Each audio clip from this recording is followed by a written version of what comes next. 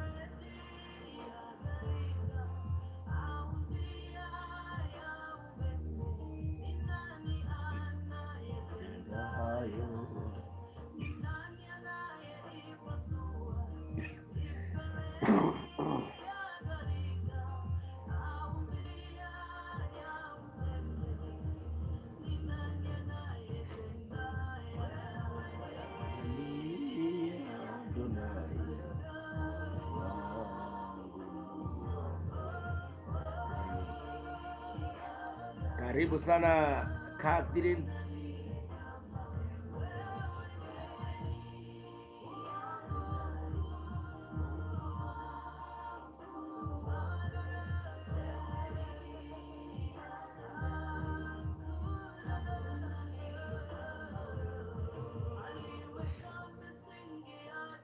Good morning.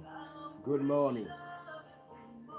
It's my hope that you have had a great weekend by the grace of God. Since Friday, Saturday, Sunday, and today marks 2 weeks of our prayer and fasting. And so we thank God for His faithfulness and even for His grace. I have been attacked by a little bit of cold, lakini lazima tufanye hii kitu.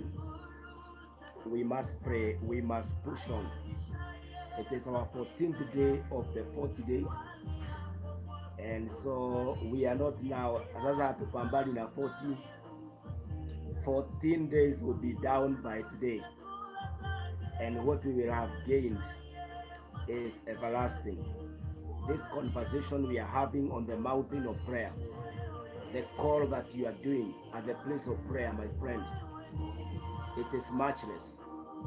You cannot compare your time spent at the presence of God with any other time that we spend in our errands.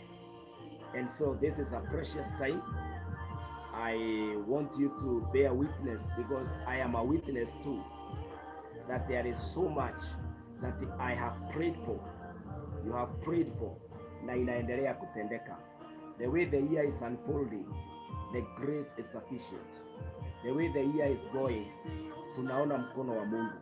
Na hata wale ambao pengine bado kuna mambo haujaanza hata kuona dalili, let me encourage you this morning. Not seeing it with our naked eyes doesn't mean it is not happening. Or even if it has not happened, it doesn't mean it will never happen. No, our God is on it. If it is in the hands of God, it may not happen our way. It may not come our time. It may not happen in our version. But we know, if it is in the hands of our loving Father, it will come in the best way.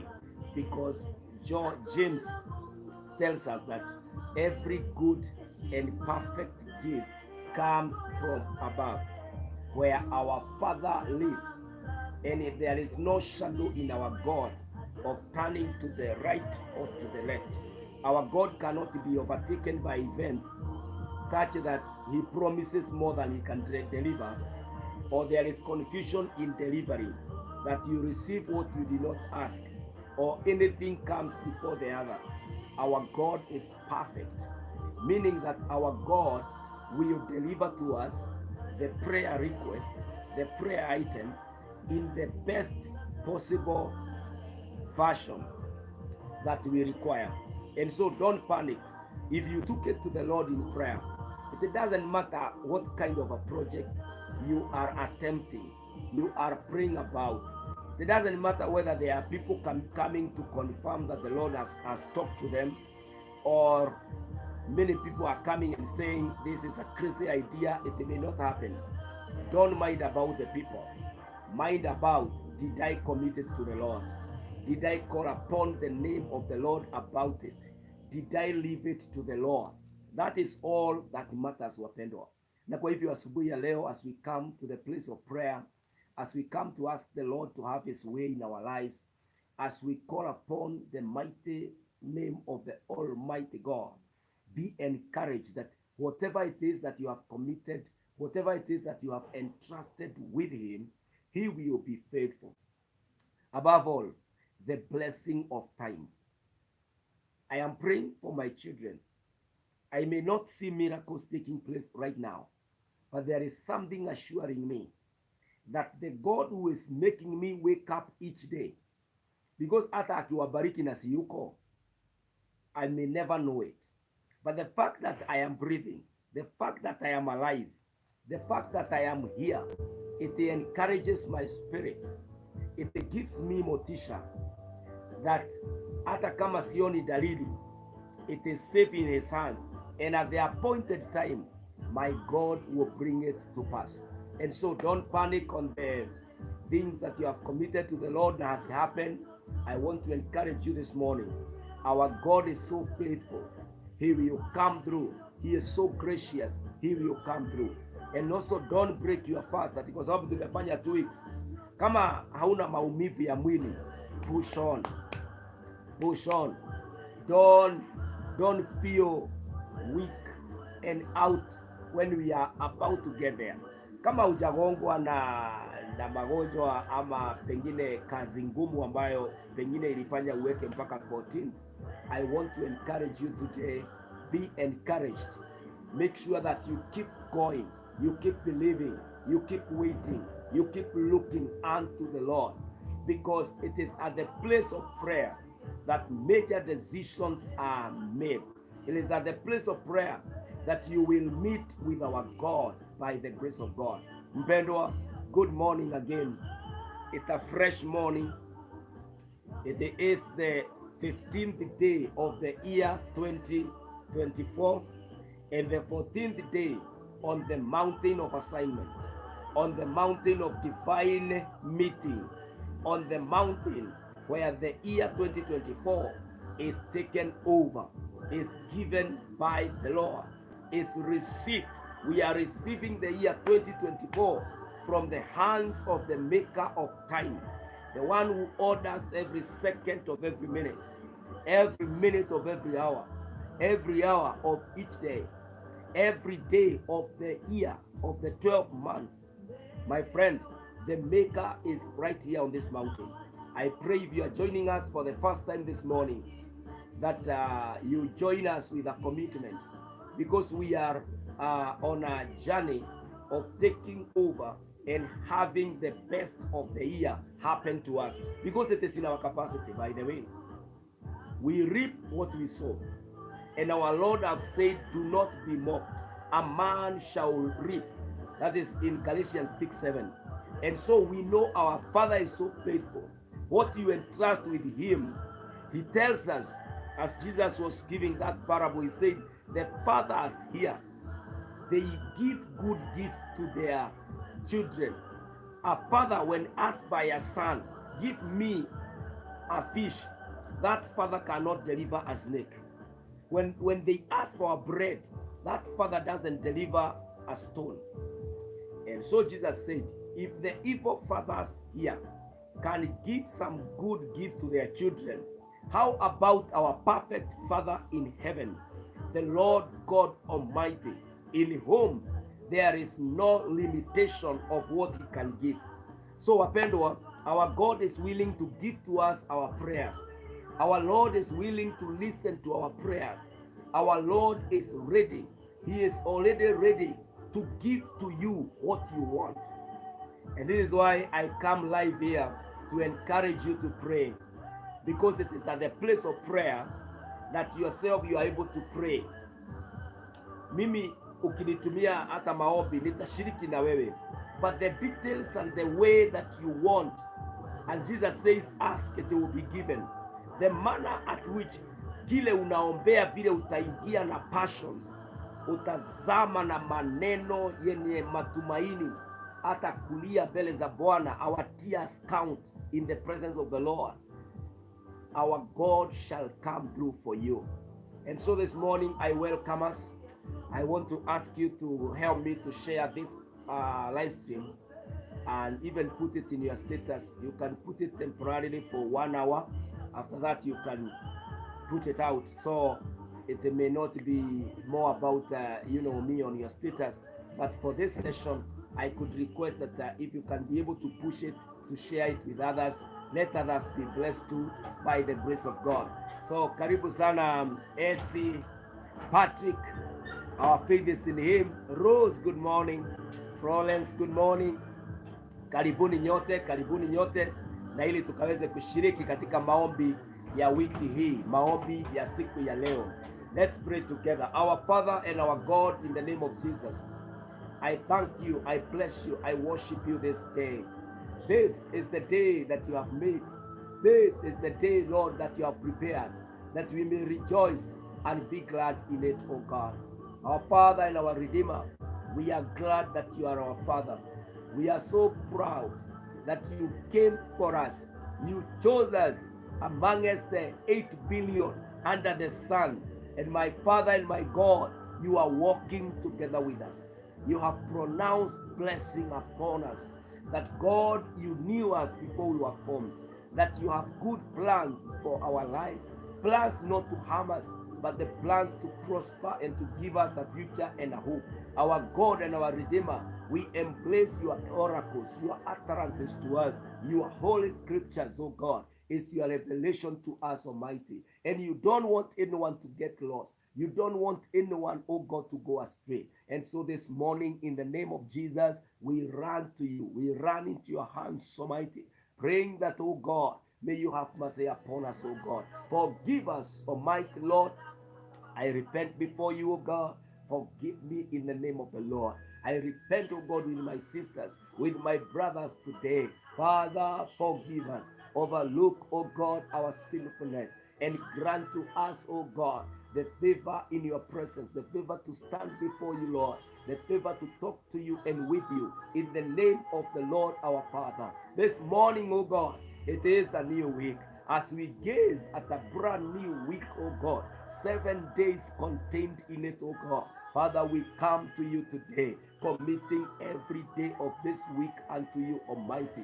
Pray, Almighty Father, that you are establishing us to a week of amazement, to a week of achievement, to a week of victory, to a week of another experience and level, and another revelation of the new year, by the grace of God, O Lord. On the 14th day of fasting, O God, we pray, Almighty, that we are not going to give up. We pray, Almighty, that we are not going to look back. Almighty Father, Almighty Lord, we pray that the demons, we pray that the powers of darkness, we pray that our enemies, we pray that diseases, none will be able to take us out. None will be able to penetrate into our scope and space of influence. In the mighty name of Jehovah God, I pray with my brothers, oh God, whatever their struggles are, whether it is potential or already active, I pray in the name of the Lord that the powers of darkness are deflated, they are overcome, they are confused, they are paralyzed, they are defeated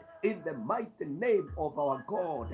My Father, I pray as our children head to school that they are blessed, oh God, as they walk, as they enter those buses, as they ride. My God, I pray that our children are blessed. Our children are blessed in the name of the Lord. Today, our Form 4 students, my God, our Form 1 students, oh God, they are joining their high schools today here in Kenya. I pray in the name of the Lord that all these sons and daughters, my God, as they enter a new space in their academic journey, I pray over them, my Lord, that the journey they are taking, you are going ahead of them, my Lord. There will be journey mercies, the protection of the Lord in the name of the Lord. I also pray for the parents that you shall supply their school fees in the name of the Lord, my God. I also pray that as our children go to a boarding school, my God, you are going to hide them there. You are going to be with them there. You shall keep them there in the mighty name of the Lord. As others go for the day schooling, my God, you shall watch over them each morning, each evening as they go and come back. My Father, I pray that they shall find favor with the books. They shall find favor with the tutors, my God and my Father. Even the environment, my Lord, shall favor our children.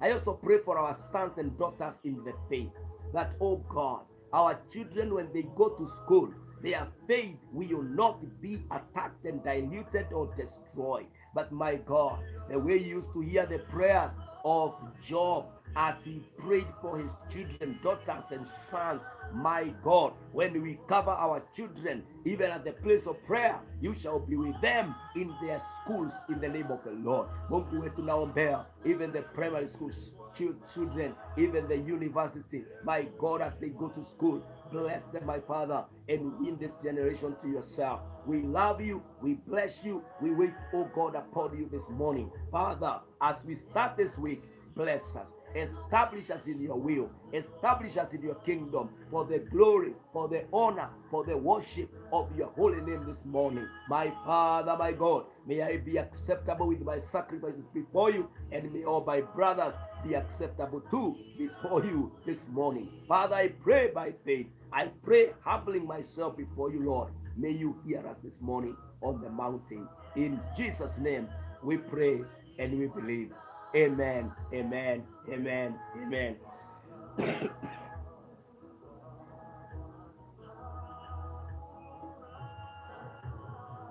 Wapendwa katika jina la Yesu Kristo, in this particular morning, every morning of our day on the mountain for Mondays, every Monday when we are in this journey of 40 days, it is a day, it is a morning of committing the diary of the week to the Lord. It is a day to commit all your programs, all your plans for the week. And so this morning, as you join in, I want to commit with you the work that you have, the things that you want to do this particular week by the grace of God. I know we operate in programs, na kuna wengine wetu tunaamkanga tu kile kitatokea ndio unapambana nayo. But I pray that when you have a program, especially when you are on the mountain of prayer, you are able even to track, you are able to trace God, you are able to recognize when the Lord is coming. There is a way that God may not answer your prayer with the very thing you ask for, but He may push your passion. He may stir you within you. You may feel the Lord somehow stirring your spirit towards a certain dimension, and that could be even, sometimes unaboekanga kufanya something, but when it is with the Lord carrying you and pushing your heart, your mind, and your heart, you sense, you somehow discern that the Lord is here, the Lord is about to do something. And so that is why I would say ni vizuri kuandika chini unataka kufanya nini this week, because that is what we are committing to the Lord. We are committing our diary to the Lord. We are giving our diaries to the Lord. And so this particular morning, I want us to commit our diaries to the Lord this morning. What have you diarized for this week? What are your commitments for this Monday, for tomorrow Tuesday, for Wednesday, for Thursday, for Friday, for Saturday, and Sunday? That is what now on the mountain this day we want to commit it to the Lord in prayer in the name of Jesus Christ, wapendwa. And so this morning, the Bible says in Proverbs 16 verse 3, Proverbs 16, verse 3. Commit your work to the Lord, and your plans will be established. Commit your work to the Lord, and your plans will be established. Commit to the Lord the work of your hands, and the Lord will establish your steps. Your plans will be established by the Lord when you commit to the Lord. Now, to establish, when the scripture says, commit your work to the Lord, and your plans will be established, to establish means to make firm and secure. It means to make firm and secure. So when the Lord says your plans will be established, commit to the Lord your work, and your plans will be established. It means that your goals, your ambitions, your dreams will come true because they are in line with God. Hallelujah. So this morning, when we say commit your works to the Lord, and the Lord will establish your plans. Your plans will be established by this God. It means that establish is about making it firm, making it secure. And so it means that your goals, your thoughts, your programs, your dreams will come true. You will see results of what you are asking for, because they became, when you committed to God, they became in line with his will in your life. And so your plans will be established. Planning is a mental activity. It is your thoughts. It is not your works. It is not your works that will be established, but the very perfect thing, the very idea. You see, sometimes you are unable to write the very thing you're thinking about because words become short. They are short of getting to carry the very passion, the very intentions that you have. But in your imagination, there is a clear idea that you're having about what you want to see. And that is what God establishes. God does not establish your work. He establishes your plans. That particular great deep thinking within you is what God establishes. Commit your works to the Lord, and your plans will be established. God will go for the great thing, for that major thing in your life. And so our works will follow the plan. And the Lord has already established the plan. He has already said, I will establish your plan. I will make your plan count. I will make you, as you work, you are not going to work. You are not going to labor in vain. I will make sure that I have established your plan. I will make sure that I have made you what you thought, what you prayed for, what you gave a testimony about, come to pass, not just the way that you are working. Because in our terms of working, we may be short of the best equipment, we may be short of the best company, the people around our ideas and around our vision. But the Lord tells us, this is what I will do. I will make sure that I will establish the very perfect thing that you want to see on the ground. And my friends, this is why we are here, to pray and commit our work to the Lord. Father, in the name of Jesus, as we start this early morning on a Monday, a new week, a whole package of 7 days, I pray for our works in the name of the Lord. And now, Almighty Lord, we bring every kind of a career that your servants are engaging in today and in this week, oh God. Every diary that contains, my God and my Father, the kind of jobs that your people will be engaged in, oh God. Some jobs are on export,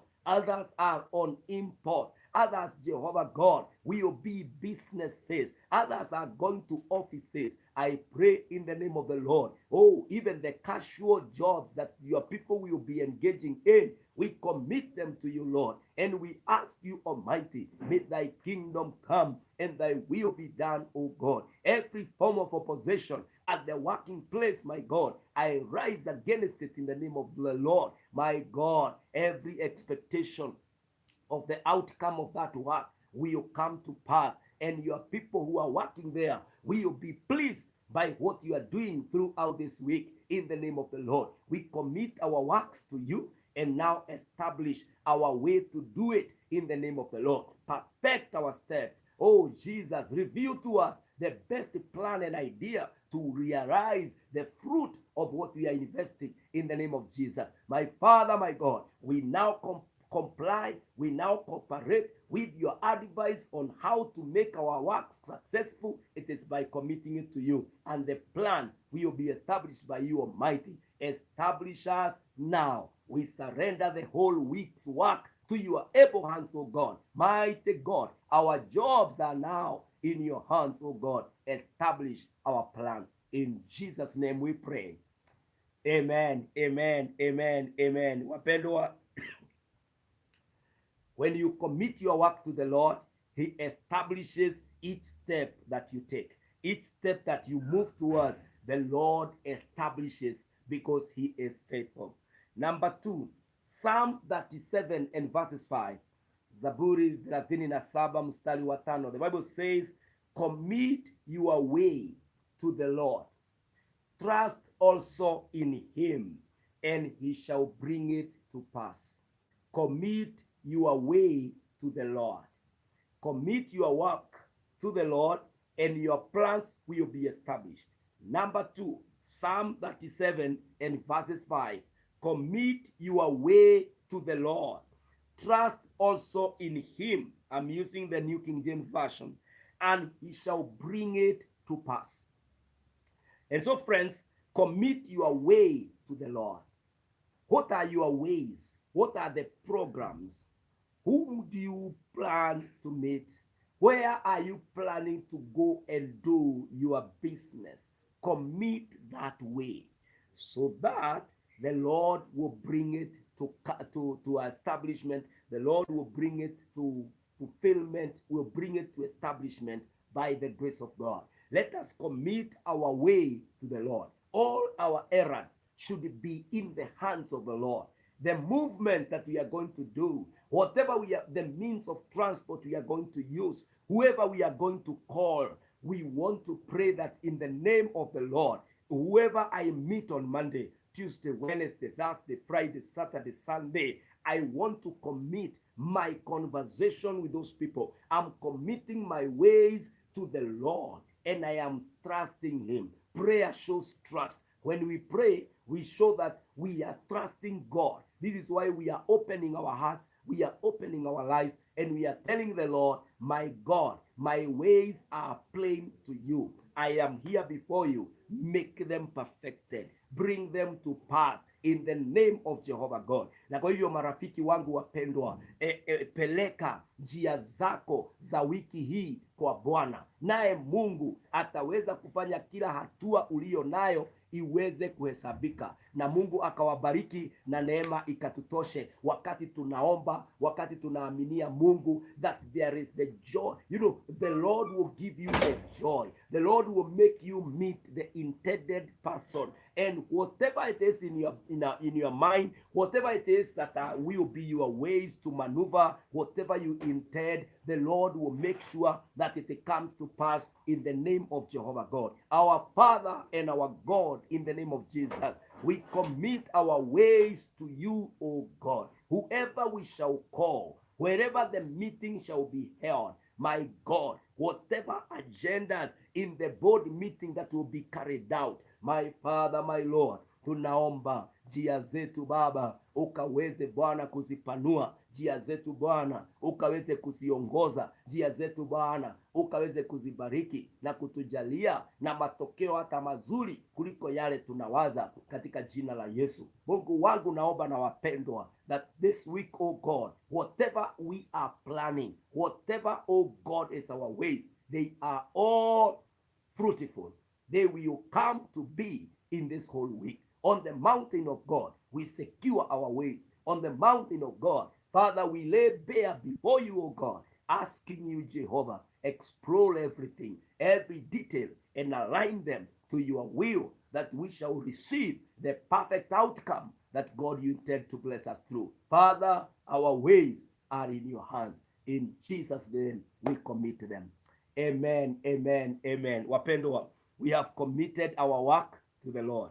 We have committed our ways to the Lord. And now, as we move to the third thing,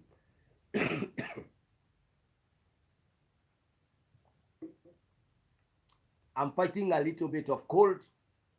It is one of the agendas on the mountain, na ninajua itaisha. Na yule mwingine ambaye pengine pia una struggle na cold, na kuombea uponyaji wa haraka by the grace of God. Amen. Number 3, when you commit your work to the Lord, you commit your ways to the Lord.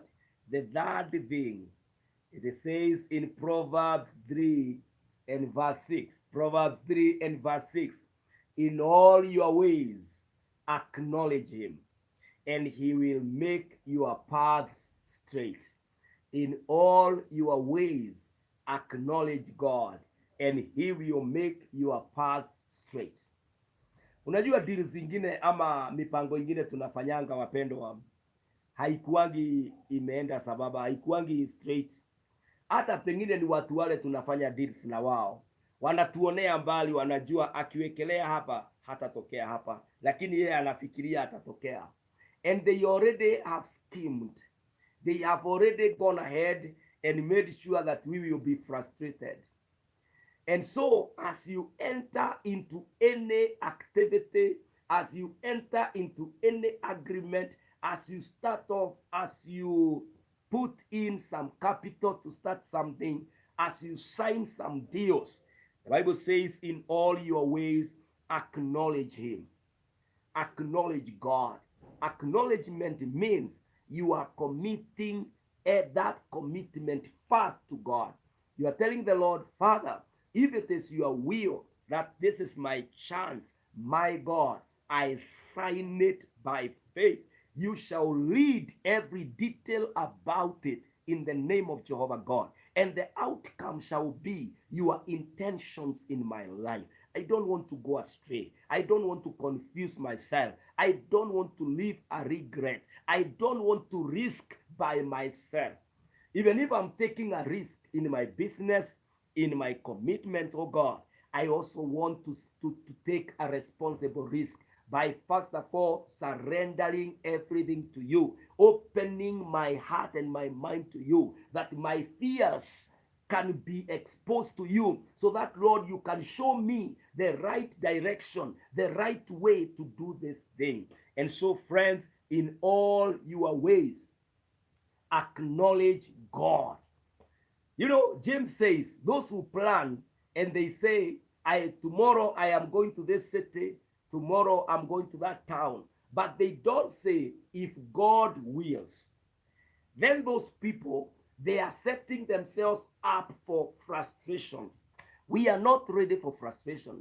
In every way, acknowledge God on Monday, acknowledge God on Tuesday, acknowledge God on Wednesday, going all the way in the whole week, acknowledge God. Do you know why?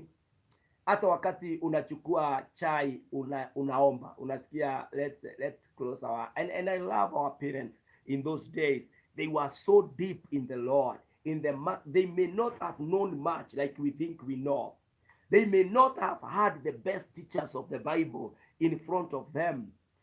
Lakini hao wazazi wetu vile waliingia deep ya neno, vile walipenda God, mpaka sahi some of us and many of us, we survived by their prayers. They were so faithful that hata kabla ya kunywa kikombe cha chai, wanasema wacha tushukuru Mungu. Acknowledging God in everything.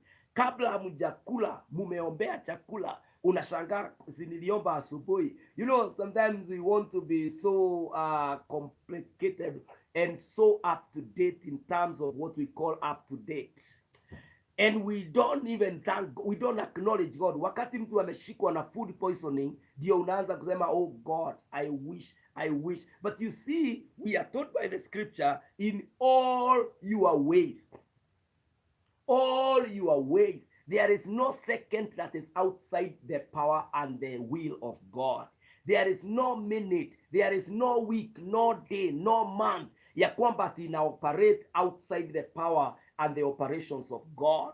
And so we must acknowledge him, because God does not live here. We are the representatives of God. We must print God. We must post God. We must tell it to everybody that it is God who is running this planet. It is God's gift to be alive. It is God's gift to have a family. It is God's gift to be able to be productive. Ni Mungu anabariki kazi ya mikono yetu. It's not by our sweat and our great thoughts and program. No, ni kubarikiwa, nimebarikiwa mpaka ninaweza kufikiria njia ambazo Bwana anataka kuzibariki. My friend, in all your ways acknowledge him and he will make your paths straight. Some of us might be even be planning a date over this week. Committed to the Lord and acknowledge God even in that dating session. I mean the other date. And also the other dates of business deals, even visits that you are going to do. Commit them so that the outcome will be led of God, will work for you. You want to overcome, you want to get rid of backfiring meetings before you are telling the Lord, Father, whoever I am meeting, you know, we are living in very bad times where the news and very sad news that are hitting our screens about Airbnb and all those, you know, very violent and some are very deadly and ugly. But when you commit to the Lord your ways, when you commit your work to the Lord, when you acknowledge God, he will even sensitize your senses. He will sensitize you and tell you, hapana, hii usiende, hii usifanye hivi. Ama yeye mwenyewe anaingilia, hata anaweza shuka ndani ya moto. Tuliona akishuka ndani ya moto, tukaona akishuka ndani ya shimo ya simba, tukaona Mungu anaweza kukutoa. Hata tuliona akimuokoa Jona ndani ya bahari, anatuma yule samaki. Na kwa hivyo wakati una acknowledge the Lord, God comes before, God comes in there and make sure that you are safe in everything. Wapendwa, did you know that hata usipopanga, the devil is planning something evil? Because the work of the enemy 24/7, the Bible says that he roars and he roams like that lion, looking for you, looking for someone to destroy. So every day the devil is on a mission 24/7, looking for you and I to destroy them. But we thank our God, he does not sleep or slumber. He is also 24/7, watching over our going and our coming back. That is a deep revelation of our God, that he is there, he is with us. Na ndio maana tunamuengage, tunamwambia Bwana, we want to acknowledge you as you have advised us in Proverbs 3 and verse 6. In this week, my friend, acknowledge God. In this week, my dear friend, acknowledge God. Factor that on your diary, as you diarize the meeting you are going to do, God is in the center of it. As you go to make that long call, maybe it's a conversation on a phone call, mwambie Bwana, as I open my mouth and as the other caller on the other end opens his or her mouth, oh God, I acknowledge you. You are the one making sure that this call goes through. My Father, I ask you to convince my friend. I ask you to convince my brother. I ask you, Jehovah, that in this line, you are there. Other than my words, God, you are there. I ask you, God, to be here. Acknowledge the Lord. Acknowledge the Lord. Mwambie Mungu, today, whatever I will do, tomorrow, whatever I will do on Sunday, the whole week of this, because Monday is a session of committing the entire week to the Lord. Tomorrow we shall enter now into the details, subjects of prayer each day. But today we are getting in charge. We are taking over this week, and we are making it deliver to the will of God in our lives. We are emptying, we are shielding any other authority from interfering with our best program, with our best mind, with our great blessings from our Lord in the name of Jesus Christ. Na kwa hivyo leo ni siku ya kumwambia Bwana, I want to acknowledge you in whatever I do. My friend, the other thing that we want to pray for and commit it to the Lord and take it out of our lives and push it away so that we can be able to output is this. In 1 Peter chapter 5 and verse 7. 1 Peter 5 and verse 7, the Bible says, cast all your anxiety on him because he cares for you. Cast all your anxiety on him because he cares for you. My friend, one of the greatest enemies to our great ideas and potential is anxiety, worry, that particular care.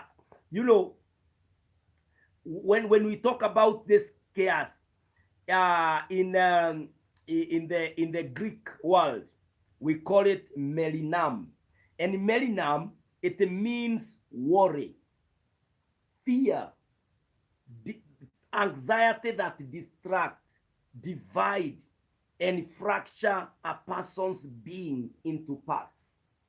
So when Peter uses this Greek, because that time they were talking Greek language in the days of Jesus and in the days of the writing of the New Testament, they were the Roman colony, but Romans had adapted to the Greek language because many people had learned it.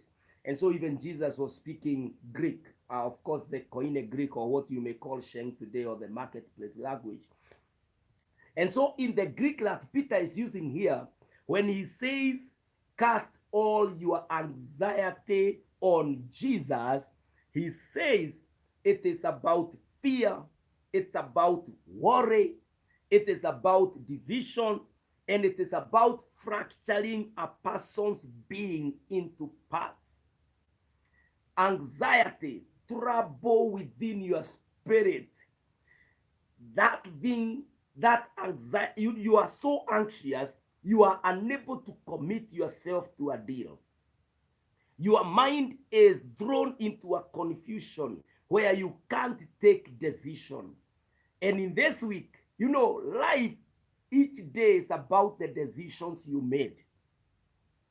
You make a decision to wake up, you make a decision to take shower, you make a decision to go to work, you make a decision to eat. Life is about decisions. And so if your mind is not in the good shape of making decisions, my friend, you will be thrown into a confusion. You will be into almost ending up into a depressed state. And wapendwa, the word of the Lord tells us we need to cast our cares to God. And so casting, when Peter says cast all your anxiety on him, there the verb there, cast, or to cast, in its depth from the original language of Greek, it means throw upon, place upon, give up to. So to cast is to throw upon, is to place upon, is to give up to. Yani unataka kuleta mambo haya yote. Unataka kumwambia Mungu, the decision and the responsibility to cast your anxiety to God lies with you, my friend. Wewe mwenyewe ndiye utasema, God, I am here with a great idea, but the burden of the result is with you, oh God. It is not with me. The end burden, whatever happens, it is about you, Almighty God. You are casting your cares. My children just left for school right now. I don't have to be anxious. Basi itakuwa salama. Shule walimu wataweza kuchunga watoto wangu. Jioni watoto wangu watarudi. Those are anxieties, trouble, cares. You are worried. And so the Bible says, cast your cares unto him and allow him to have his way. The Bible says, because he cares for you. So, vile watoto wangu nimewaaga wakielekea shule, I no longer care, because my cares are with the Lord. How they go down the stairs, how they get into the bus, how they arrive, how they will spend their whole day in school, how they will come in the evening, it is God to watch over them. And so today, wapendwa, cast all your anxieties to God. As you open your shop, as you get into your office, as you go to that particular kibarua, as you wake up this morning, whatever it is you are doing, just do it. But don't allow yourself to be in the care mood. Don't allow yourself to be thrown right, left, center in confusion. Wacha kupishida ukipiga simu. After every 2 minutes unapiga simu.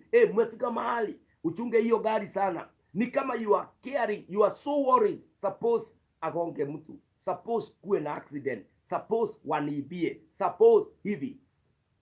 This week, this Monday, we are casting our cares unto the Lord. Father, in the name of Jesus, I pray that you may take over our cares, our troubles, our worries, our anxiety. My Father, my God, take it out. Erode it from our spirits and our minds. That, Father, when we sit to plan, we will plan with the full hope and assurance that you are there with us. This week, oh God, the cares of Monday are with you. Tuesday, Wednesday, Thursday, Friday, Saturday, Sunday. Our cares are with you, oh God. We know there are enemies around, but we don't care. We know there are failures around. We know the devil is around. But Father, we will not overwhelm ourselves with the cares of what we can't do. My God and my Father, we cast it to you today that our week will be stress-free. Our week will be protected. Everything we do, oh God, we commit it to you today. We surrender the entire week to you, and we ask for fruitfulness. We ask for favor. We ask for grace. We ask for your presence together with us throughout this week. Encourage us as we fast. Help us, Lord, as we call upon your name.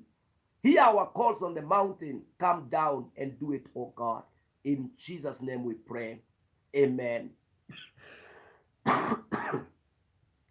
Amen, amen, amen, amen, amen, wapendwa. I want to pray the last prayer with us by the grace of God. And I also pray that the Lord shall favor you even as we engage in different things this week by the grace of God.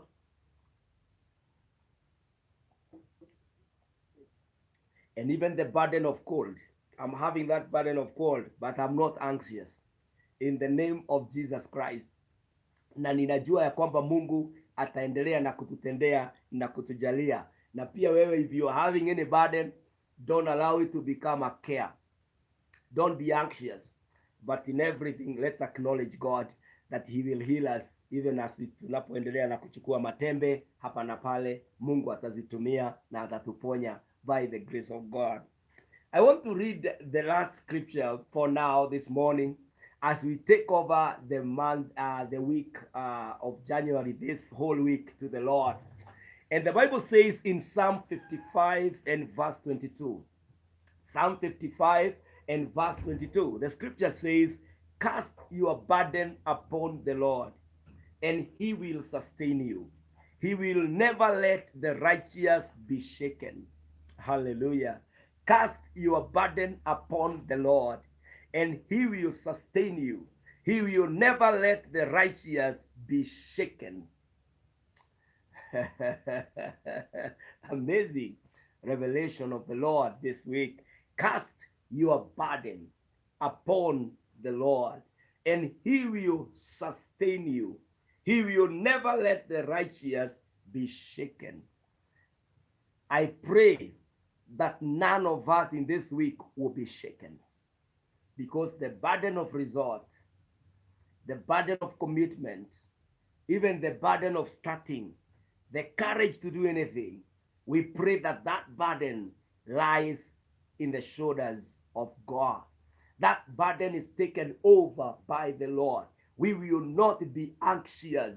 We will not be overwhelmed by anything, because our God has promised to take over the burden. The burden of school fees, the burden of your marriage, the burden of sicknesses, the burden of whether this I'll be able to pay this debt. You know, being able to meet the requirements of the demands. I am praying that, my friends, we are taking the first step of courage to tell the Lord, Father, I cast my burdens to you, and I will not be anxious, because you told me to cast my burdens. You told me to cast my cares. You told me to commit my work. You told me to acknowledge you, my Father. This is all I have done on a Monday early morning, praying that, oh God, you may print the results that you have promised. That, Father, I will not be shaken. I will not shake in every detail in any way, because I'm not scared. I have entrusted myself to the Almighty God, to the one who is all able to do more than I can pray or imagine. That is our God, the promise keeper, my friends. He will go ahead of you in your business. He is going ahead of you in your journey. He goes ahead of you in that meeting. He goes ahead of you in that particular establishment. Anaenenda mbele, anafanya njia pasipo na njia. Na waombea katika wiki hii ya kwamba Mungu atawatangulia, Mungu atatutangulia. Unapoelekea kwa ofisi, Mungu atatangulia kuondoka kwako. Your journey from home to your working place, the Lord will go ahead of you and establish all you are driving, all you are walking, all you are climbing and coming down. The Lord shall establish you as you fly out for business mission, for medical mission, or for whatever it is, whether you are going to do gospel mission out there.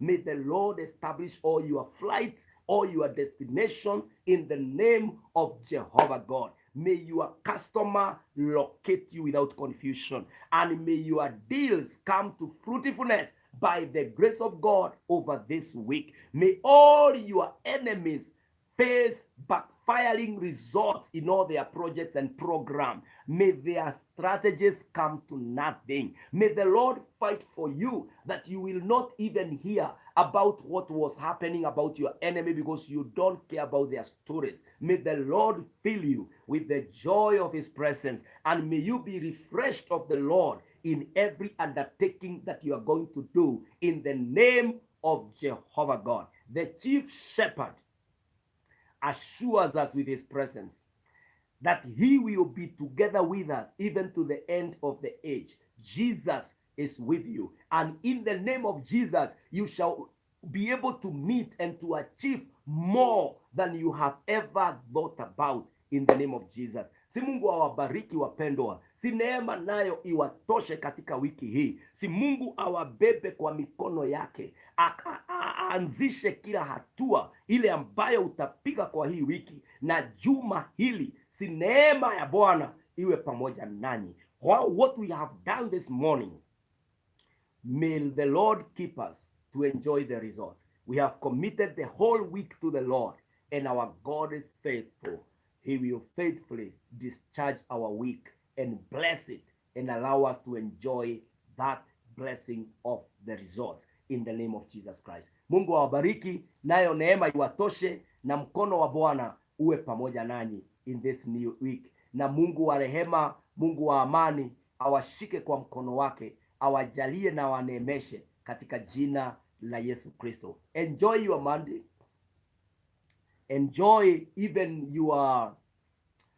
your Monday, enjoy your Tuesday, Wednesday, Thursday, Friday, Saturday, and Sunday. na kila siku tuko hapa 6 to 7 am, na tunaomba ya kwamba Mungu atatuwezesha kuomba na kufunga. Kwa wale ambao wanajiunga nasi for the first time, we are doing 40 days of prayer and fasting. The kind of fasting we are doing is the Passion fast. We are on our 14th day. Passion fast details about taking fruits and vegetables and beverages, and it is a 24-hour fasting. So you only take the 3 kinds, the vegetables, the fruit, and you can drink what you take. And now spend more time in prayer. And so unapojiunga nasi for the first time, you are not late. It's never late to come to the presence of the Lord. But when we do it as a team, it encourages us. You are encouraged to pray. You are encouraged to keep calling on the name of the Lord. And so every morning, join us 6 to 7. We are live on YouTube, Pastor Kinyanjui Joseph, and we are also live here on this Facebook page, even as we share with others by the grace of God. Na kwa hivyo nawatakia kila la heri katika wiki hii, ya kwamba kuna ushindi utakuja njia zetu na tutakuwa tumebarikiwa. In case you'd want me to partner with you in prayer, pray with you on whatever agenda you have, then my number is 0725-743-631. 0725-743-631. You can inbox me also, and you can also text or WhatsApp, or even call, and God will bless you. Mungu wabariki sana, nayo neema iwatoshe, na tuwe na wiki yenye ushindi mahali popote tunaelekea. Father, I bless your servants. I call upon your name. Establish them in the name of Jesus. Give us wonderful, encouraging outcome, even as we undertake each day of this week, as you bless us. This is our prayer, even on the mountain of intercession. In Jesus' name we pray and we thank God. Amen, amen, amen. Mungu wabariki sana na neema iwatoshe. Tuonane kesho hapa hapa at 6 a.m. God bless you and God be with you. There is somebody alikuwa anasema kwao ni usiku. Yes, Wendy Livingstone, you said I hope I'm not late. Huku ni usiku. Where are you, Wendy? Ni wapi kule usiku? In America, kwani what time is it? Okay, Wendy, are you communicating with me? You are not late. You can still replay this prayer and read and learn the scriptures that we have mentioned. And may the Lord God bless you. May the Lord God be with all of us. Na neema ya Mungu itutoshe, na tuwe na wiki jema, wiki ya baraka, na wiki yenye ushindi. God bless you. Morning to you, Edward. God bless us all. Amen.